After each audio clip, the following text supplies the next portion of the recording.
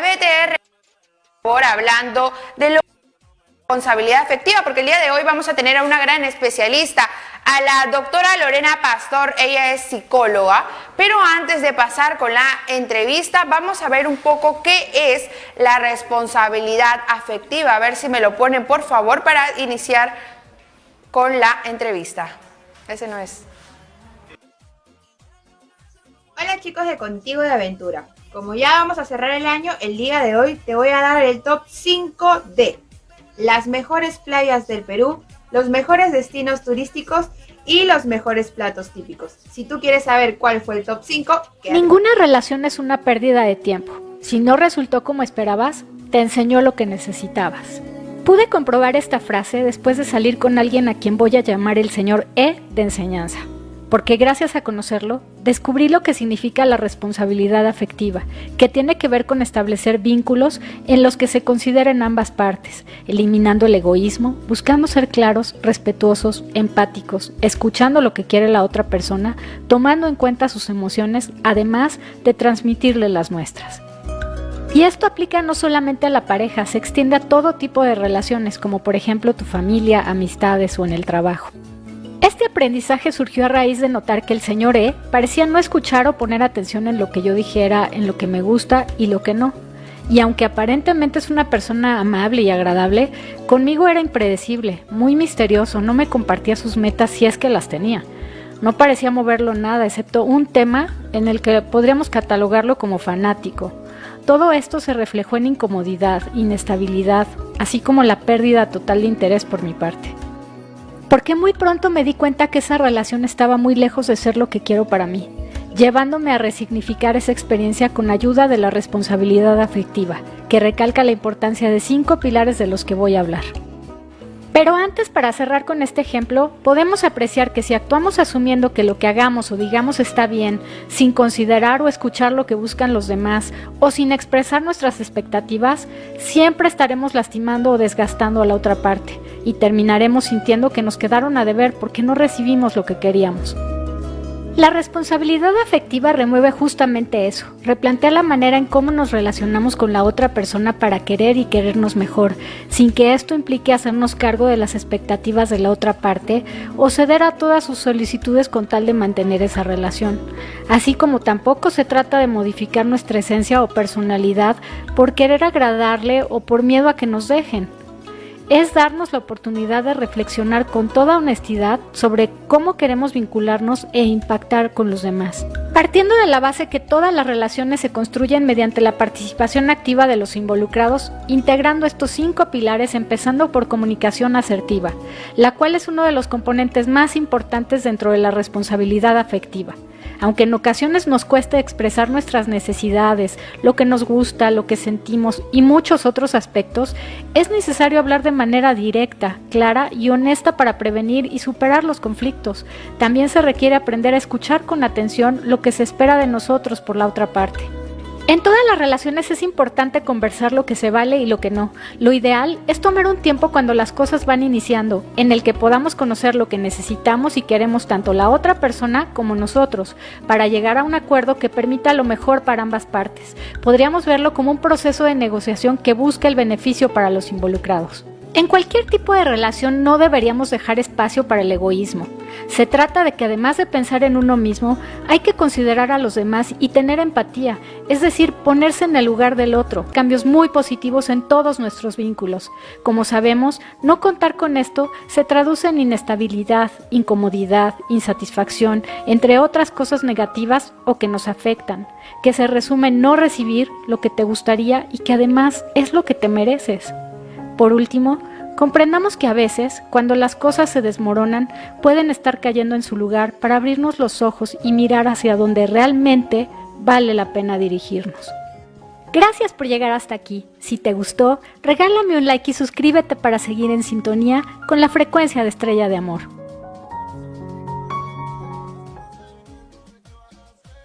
Es un tema muy importante de tocar, la verdad, y como ustedes saben, todos los miércoles siempre tenemos temas relevantes para tocar. Es por eso que ya le vamos a dar la bienvenida a la doctora Lorena Pastor. Doctora, ¿qué tal? ¿Cómo está? Hola, ¿qué tal? Muy bien, muchísimas gracias por la invitación. La verdad es que estoy muy agradecida. Les cuento que la doctora pues no estaba aquí en Perú. Yo le he esperado, ¿no? Ahí la he estado, doctora, por favor, necesito una cita con usted para estar el día de hoy. Y ella nos ha aceptado, la verdad, de la mejor manera. Es por eso que estoy muy agradecida. Doctora, vamos a empezar con el tema de lo que es la responsabilidad afectiva. Quiero que nos comente un poco acerca de este término que no todos, la verdad, es que tenemos realmente el significado de lo que es. Lo que ocurre es que también es un término que ahora se está utilizando mucho más que antes, está sonando bastante más, porque antes siempre culpábamos a las otras personas sobre cómo se sentían o siempre estábamos enfocados en el otro, pero había muy poca conciencia de uno mismo, había muy poca capacidad de autoobservación o de autocrítica.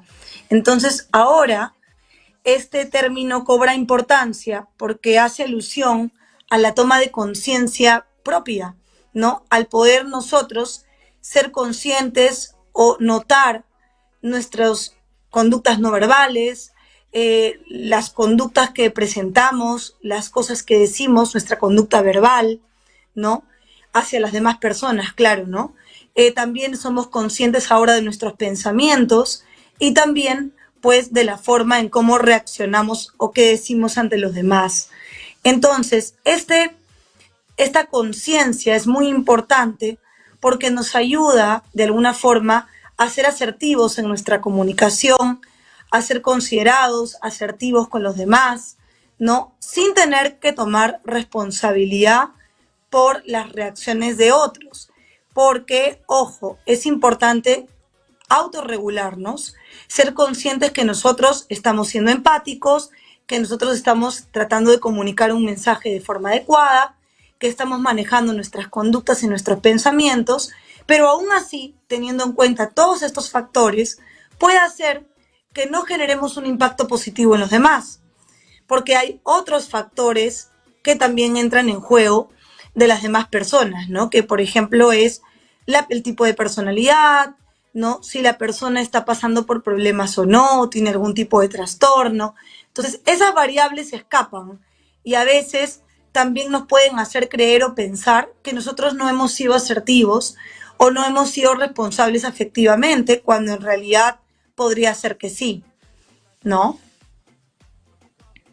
Claro que sí, doctora. Ante esto, pues, ¿qué es lo que pasa? Por aquí nos están dejando cuando nosotros mucho, como que todo lo que nos dicen, nosotros nos afecta directamente, todo. ¿Qué es lo que está pasando con nosotros? Si es que recibimos todas las críticas como algo realmente muy malo y evitamos las buenas cosas que nos digan, solamente nos enfocamos en lo malo.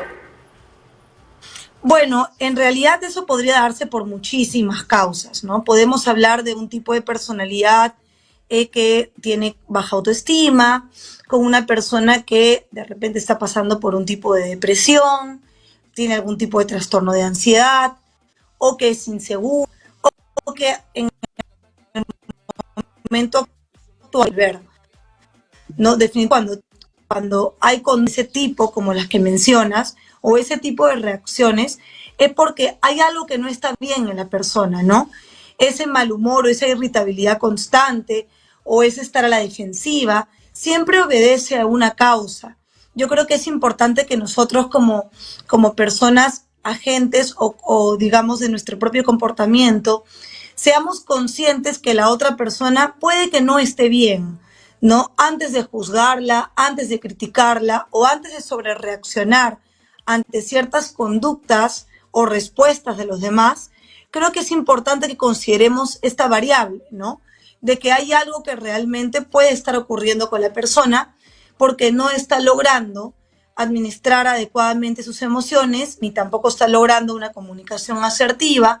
Entonces yo tengo que ya pensar que hay otros factores que están interviniendo en esta persona para que ella no pueda desenvolverse adecuadamente o afectivamente de la forma en que se espera, ¿no? Termino justamente de lo que íbamos a hablar, del tema de la autoestima, ¿no? El tema de querernos a nosotros mismos antes que al resto. Mucho se dice, y doctora, también es el tema del amor, ¿no? Cuando nosotros nos dejamos influenciar mucho por la pareja o dejamos que de repente la pareja cambie muchos aspectos que nosotros teníamos que eran positivas, estamos hablando también de una afectividad y también de baja autoestima. A ver, vamos a entrar en definir los signos para no confundirnos. Autoestima con autopercepción, ¿no? Todo parte con la percepción que tenemos sobre nosotros mismos, porque sin tener un autoconcepto adecuado de nosotros mismos, no podemos luego sentir afecto o no. Entonces, todo parte con el autoconcepto. La autoestima parte con el autoconcepto, es decir, qué ideas o qué creencias tengo yo sobre mí misma, cómo voy construyendo mi identidad y cómo voy creyendo que soy, cómo me voy autocalificando, ¿no? Soy bonita, soy fea, soy alta, soy baja, soy agradable, no soy agradable. Yo voy generando, creando mi propio concepto, ¿no? A lo largo de los años, porque la autoestima parte del autoconcepto y el autoconcepto se construye a lo largo de los años, ¿no? Yo voy este concepto puede ser positivo o puede ser negativo, ¿no? Pero si este concepto que tengo yo de mí misma es negativo, entonces definitivamente voy a generar una baja autoestima, porque voy a sentir rechazo sobre ciertas características mías, ¿no? No me voy a considerar bonita o atractiva, no me voy a considerar inteligente, no voy a considerar que le hago bien a los demás, no voy a considerar mis habilidades. Entonces, en la medida que yo construyo un concepto muy negativo de mí misma, mi autoestima va a ser más baja cada vez más, ¿no? Entonces, lo que yo tengo que hacer es tratar de autoobservarme o autopercibirme de la forma más objetiva posible, valorando, destacando mis puntos positivos, pero también aceptando constructivamente mis características negativas, ¿no? Porque todos tenemos defectos y tenemos virtudes. No podemos pretender ser perfectos y no tener nada que no nos guste. Pero lo que tenemos que hacer también es darle más peso a eso positivo que sí tenemos, ¿no? Y así fortalecemos nuestra autoestima, ¿no? Porque valoramos más los aspectos positivos que tengo yo y me concentro también o me enfoco en cambiar lo que puedo manejar o puedo modificar y acepto también lo que no y que va a ser parte mía toda mi vida, pero que eso no tiene por qué restarle a todo lo positivo que yo tengo o todo el grupo de características que me hacen ser una persona especial. Claro que sí, doctora, qué importante todo lo que nos está diciendo. Justamente aquí una mamita nos está comentando, dice, doctora Lorena, ¿qué es lo que puedo hacer para que mi pequeño desde a esta edad tenga una buena autoestima? Bueno, sencillo, lo que tengo que hacer como mamá o como papá para que mi hijo crezca con una autoestima sana, en primer lugar, es estar muy atenta al estilo comunicativo que tengo en casa. ¿Qué tipo de frases utilizo reforzando los logros que mi hijo va consiguiendo, ¿no? ¿Qué tipo de mensajes positivos le doy? ¿Cómo refuerzo sus logros? ¿Cómo refuerzo lo positivo que logra? ¿Cómo celebro con él sus victorias, ¿no? ¿Qué le digo? ¿Qué le transmito? Otro punto positivo también es qué tipo de responsabilidades le dejo hacer en casa, porque la autoestima también tiene que ver con cuán valioso o útil me siento. ¿Qué tipo de responsabilidades le estoy dando a mi hijo según su edad cronológica? Teniendo en cuenta su edad cronológica, ¿qué tipo de responsabilidades estoy dándole en casa? ¿Con qué me está ayudando? ¿No? Para que mi hijo se sienta útil, ¿no? ¿Qué está haciendo? Y aparte, ¿qué estoy reforzando? ¿Qué está haciendo? Muy importante en casa, ¿no? ¿Qué tipo de consecuencias estoy utilizando para corregir conductas? ¿Cómo estoy corrigiendo conductas? ¿Estoy colocándole calificativos a mi hijo negativos que bajen su autoestima, estoy insultando, estoy peleando de forma exagerada con mi esposo delante de mis hijos. Todo eso contribuye a la autoestima. Estoy animando que mi hijo haga las por sí solo, tomando en cuenta siempre su edad, o estoy queriéndole hacer todo, o estoy queriéndole resolver todo yo como mamá, y no lo estoy dejando actuar, ¿no? Todos esos puntos importantes son claves para el desarrollo de la autoestima, ¿no? Cómo me desenvuelvo con mi hijo, cómo me relaciono, también tiempo de calidad, estoy relacionándome y corrigiéndolo de buena forma, cuidando como mamá mis conductas no verbal, de no gritar, de no insultar, ojo, otra cosa importante para la autoestima también es tener en cuenta los sentimientos de mi hijo. Estoy tomando en cuenta sus emociones, me estoy poniendo a su nivel emocional, o estoy, por el contrario, minimizando los temores de mi hijo, o estoy, por el contrario, minimizando las cosas que él me cuenta, porque, porque, digámoslo así, no debería tener esos temores o no debería pensar así. No, estoy realmente validando las emociones de mi hijo, porque eso es muy importante para una autoestima fuerte, ¿no? Y doctora, qué importante es, la verdad, potenciar la autoestima de los menores desde pequeños y ver todos los factores que podría hacer que nuestro pequeño también crezca con un baja autoestima, ¿no? De repente discutimos con la pareja enfrente del niño, les decimos de repente cosas que al niño puede ser que más adelante siempre se les quede pues en la memoria. Doctora, ya para llegar al final, por aquí me están dejando una pregunta y me parece muy importante. Dice, mi hijo ha sufrido de bullying en el colegio y ahora se me hace imposible hacerle entender que él es muy valioso. En este caso, ¿cómo podríamos hacerlo? Bueno, en este caso, en realidad, cuando un niño ha pasado por bullying, sí se recomienda tratamiento psicológico, porque hay cosas que yo puedo hacer como mamá, pero yo no puedo ayudar a sanar, ¿no? Desde lo más profundo, las heridas psicológicas, por así decirlo, que se le ha generado al niño por el maltrato permanente y constante que ha recibido como por parte del colegio o donde se haya dado el bullying, ¿no?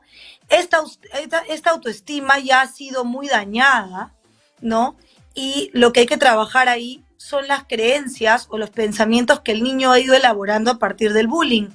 Pero ojo, cuando un niño ha pasado por bullying, tiene que entrar por un proceso de sanación o de reconstrucción de su autoestima. Y eso se tiene que dar principalmente con un tratamiento psicológico, con ayuda obviamente también de los padres. Se hace un trabajo conjunto. Y si por ahí el bullying se ha dado desde el colegio, también se hace un trabajo con el departamento psicopedagógico del colegio. Entonces, el niño recibe una red de apoyo, ¿no? Tenemos la psicóloga, tenemos a los padres y tenemos al departamento psicopedagógico trabajando en equipo por el bienestar emocional de mi hijo, ¿no? Pero sí yo recomiendo para casos de bullying, sí, de todas maneras, apoyarnos como papás de un tratamiento psicológico que nos brinde las herramientas que necesitamos y las estrategias adecuadas para utilizar en casa, además del proceso de sanación y de reconstrucción de su autoestima en el que entra el niño en una terapia o en un ambiente terapéutico, más controlado, ¿no?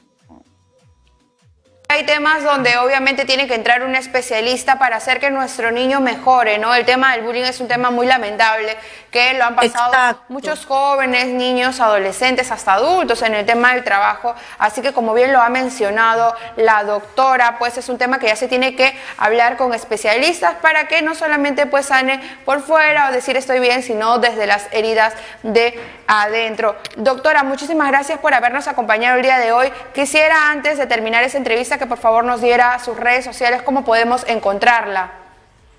Sí, bueno, principalmente yo manejo un centro psicológico, me pueden encontrar en Facebook como @terapeuticamente.pe o en Instagram también de la misma manera, terapeuticamente.pe. Mi página web es www.terapeuticamente.com.pe y bueno, pues, si me permiten puedo dejar mi teléfono para Citas es el 99-400-3491. Muchísimas gracias también por la oportunidad y la entrevista. Gracias, doctora Lorena. Ahí están, ya se pueden comunicar también a su número de celular o si no, escribirle a las redes sociales que están saliendo aquí abajo. Estoy segura que la doctora Lorena los va a atender con mucho gusto. Un abrazo y que pase un bonito fin de año, doctora. Feliz año 2022. Feliz año también para ustedes. Muchísimas gracias. Gracias. La verdad es que este tema que hemos hablado hoy día es un tema muy importante, es un tema de la autoestima, es el tema también de qué es la responsabilidad afectiva y todo lo que trae con ello. Lo he mencionado en programas anteriores y lo sigo mencionando. No solamente hay que estar bien físicamente, sino también mentalmente. Y qué mejor para empezar así nuestro 2022 con la mejor energía, con la mejor vibra. Es por eso que nos vamos a un pequeño corte comercial y ya regresamos con más. Recuerda que tenemos los 5 tops